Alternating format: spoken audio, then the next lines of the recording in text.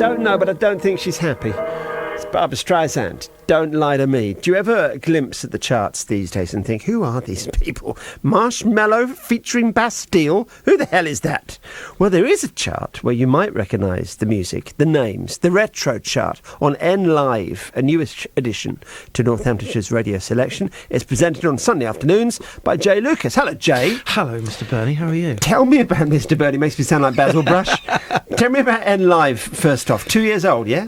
Yes, yeah. Station was previously NNBC in a former life. We had a rebranding earlier on in the year and changed to N Live.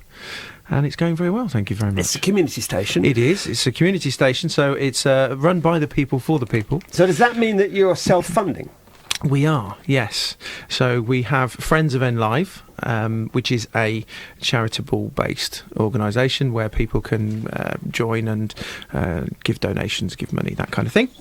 And we also have events and bits and pieces going on, and people can join in and help us raise some money, and we are partly supported by massively supported by the University of Northampton. Yeah, as you well. do a lot of collaborative work with them, don't you? We do, yes. We help out. They've got students that are doing various degrees and technical or presenting or journalistic degrees and qualifications, and people are joining in. That used to be a route into professional radio. It's less so now. There's no real set route in to do it these days. But it was hospital radio, or if you went on to further education, it was then university campus radio. That's how you went into it. Well, I am proof they let anybody on the air these days. So you're a Wellingborough boy, yeah? Well, I'm from Northampton. Right. Northampton born and bred. I do live in Wellingborough now, So have you done a lot of radio? I did a few years on Planet Rock back in the day when it was sort of in its early days. So Mark Jeeves was an old friend, and I did the Late Night Rock Request show for about 4 years. Then got replaced by Alice Cooper. So, not a bad claim to fame. If you're going to be knocked off for anyone, though, eh? Indeed. There are worse things to happen. But, worked with Rick Wakeman and Tony Iommi, and so that was a few clangs in there. Apologies, folks. But, and then Andy, or AJ, as he's known on our show, is the producer. We met, he was a guitarist in the band at my wedding, believe it or not. And we've met and we've sort of done various bits together over the years. We've done charity shows, and he was an a cappella singer as well, so he's got a little group. And he mentioned a radio show that he'd got, and he was looking for a new presenter. It's his idea. It's wholly thought out of his brain. And all credit to him, and he produces the retro charts each week. And the thinking behind it is, retro chart is not a chart of old records. You're not going back like Pick of the Pops to do a chart of a particular year. It's people of a certain age who maybe actually might find it difficult to sell records in the same numbers that they used to nowadays. Indeed. Well, as we know, the recording industry is a fickle lady, and if you're flavour of the month, then there may be a lot more support and merchandise and social media, etc. around. But there are still a lot of really, really good artists out there who are still working really hard, bringing live shows to their audiences and their fans all over the world, and creating new music. They don't necessarily have a contract, or they don't have a big label behind them anymore, and so they don't have a big sounding board to shout about. Well, you had Les McEwen from the Basic Trolleys coming to see you. They were playing Corby. Yes, yeah, it was, and he was also at the stable that night. He was actually at the stables in Milton Keynes. He came in and he co-presented with the show with me, which was basically it was an awful lot of fun, and we had people from all over the world listening in. I mean, we had Australia and Japan and Canada, as well as Europe. He's a massive presence all over the world. And yet it doesn't translate into chart sales. And if you look at Cliff, Britain's biggest ever chart success, he released his last record, Rise Up, on vinyl.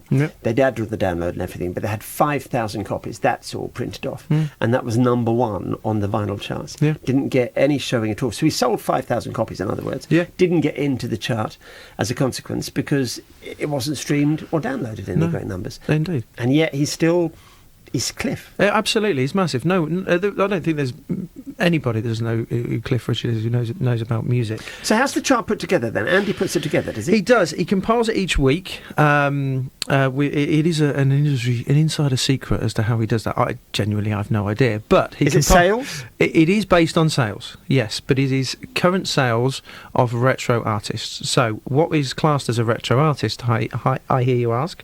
Anybody who's been around for 25 years or more.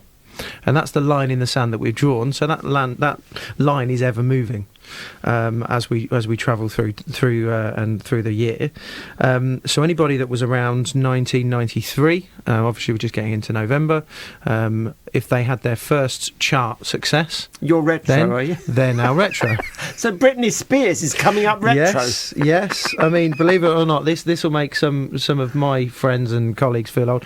Prodigy is retro, believe it or not, in our world now. Well, it is strange, you see. We're now further away from punk than punk was from World War II when it started. Yeah. I know, the passage of time is incredible. And it's just bringing all these great artists through as well. So every 25 years ago, if you're older than that, in the charts, you get to feature in our show. So Andy goes through the current sales, finds out those artists that are applicable, and compiles their sales and puts them into a chart. So we've got a singles chart and we've got an albums chart. So number one at the moment on the mainstream chart, Lady Gaga, Bradley Cooper. They will not even get through the door of your chart. No, they are very welcome in music, but they are not welcome at the retro chart. So who's in your top 10? Well, our top 10. Well, albums we have Queen, Richard Ashcroft, Rod Stewart. Richard Ashcroft is now retro. I'm afraid so. Get out of here. Paul Weller, Cher. She doesn't age, but she's there. ABBA, Primal Scream. There's one for you. And Rick Wakeman. They're in the albums. No surprise that Bohemian Rhapsody is number one on the album this week. But in the singles, Cliff features in the singles. He's number 7. We've also got Peter Gabriel, Michael Jackson, Leonard Cohen, Barbra Streisand. You've just played. Thank you very much. It's almost like I'm professional. It's almost like you planned it. She's number 3. But take that. Yes, ladies, I'm afraid that time was a long time ago and they are retro. But Paul Weller is number 1 with Gravity, which is a brilliant song if you haven't heard it. It's beauty, isn't it? It's absolute beauty.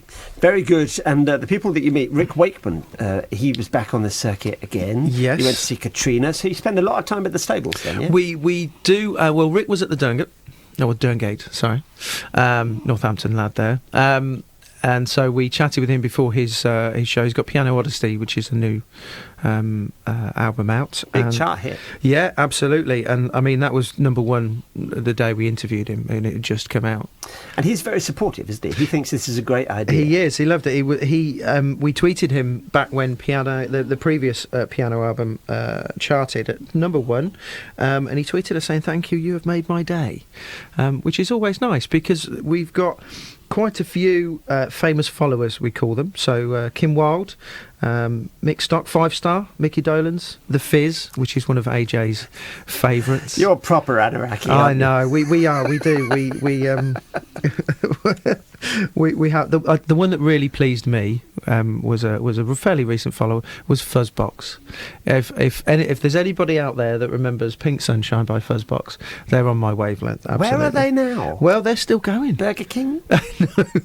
No, they are still going. They're still playing the tunes, and so is Tight Fit. Yeah, I know Tight Fit is still going, yeah. And Transvision Vamp, they've just got a whole bunch of reissues coming out, Transvision Vamp.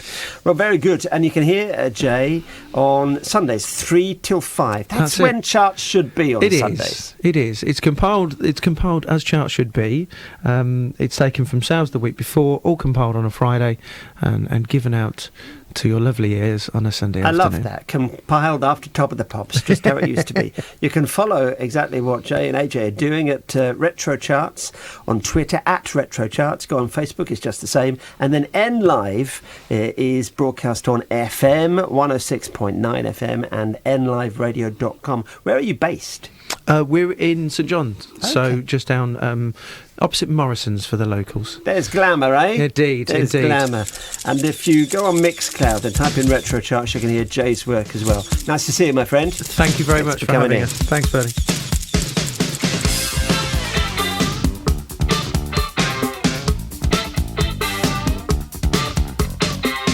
See them walking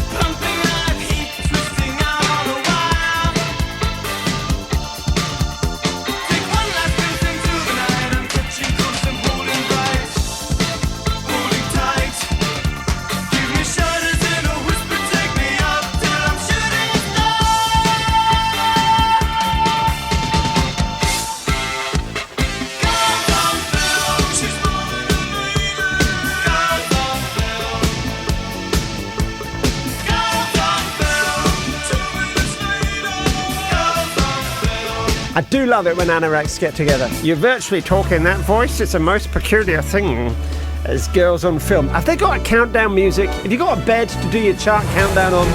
When I was a kid, when I used to do radio shows, sat on my landing, recording into reel-to-reel, I used Is It Love You're After by Rolls Royce that morphed into S Express. Top chart bed, best ever. On FM, online, DAB digital radio, and Freeview channel 734. This is BBC Radio Northampton. There's Jay Lucas, another Jay on the way. What are the chances? You wait for months, then two come together. Jay Rayner coming to the Royal in a fortnight. He'll be here. News time at 11, Andrew Rad.